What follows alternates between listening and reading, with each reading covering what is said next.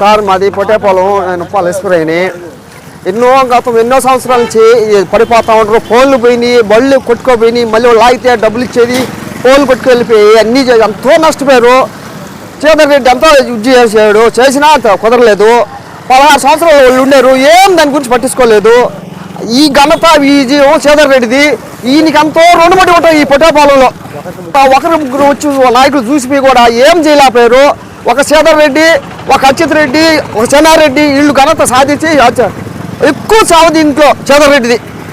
ఆనందం ఏంటి, అంత ఆనందం చెప్పలేనంత ఆనందం. దానికి ఏం చెప్పలేము మేము, దాన్ని ఎలకట్లేము. అంటుకుంటే ఆనందం అది.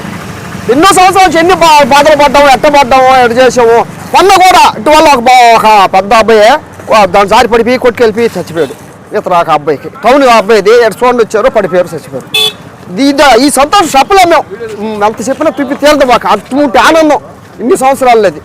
శ్రీధర్ రెడ్డికి మేము ఎంతో రుణపడిపోయి ఉంటాం. మొట్టమొదటిది మా అచ్యుత్ రెడ్డి, చెన్నారెడ్డి, గిరిరెడ్డి,